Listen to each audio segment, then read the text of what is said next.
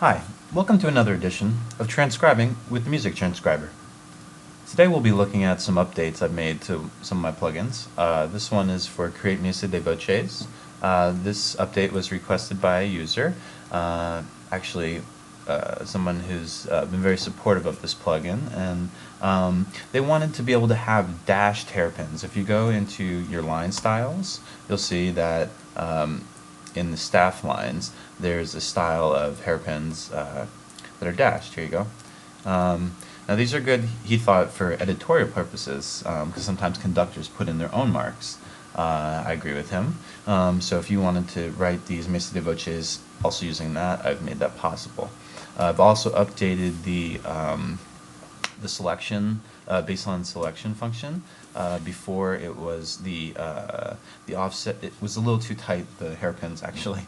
So when you were creating dynamics like fortissimo that are longer, it was hard to fit them in between. And now it takes account of that, of how many characters. So let's go ahead and use it. So I'll make a passage here.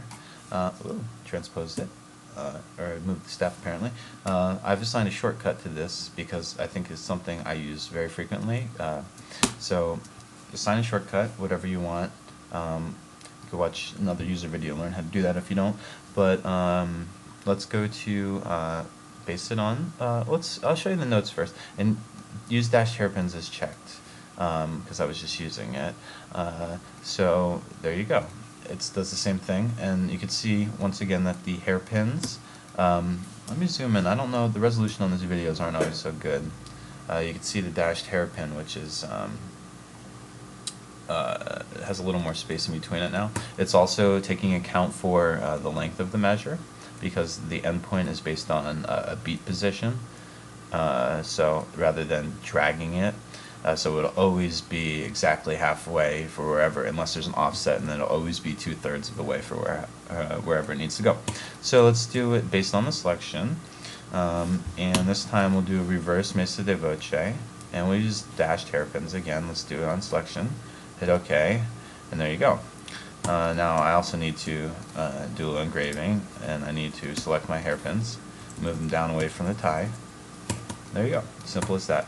Now let's try, let's base it on the bar, and let's do dashed, and let's put an expression marking in between. Let's get forte. There you go.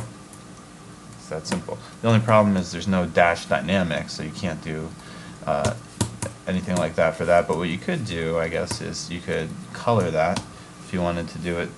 Something like that, I don't know. I think the best color for something like that would be making it brown. Making it gray, just a little bit lighter than it normally would be, and that looks pretty editorial to me. Anyway, those are the new features in Create Messa Di Voce. Please visit my website and look for more updates, news, all that kinds of stuff, and maybe download some plugins. My website is Music Transcriber. That's my email. musictranscriber.xbuild.com. My email is also listed there, musictranscriber@yahoo.com.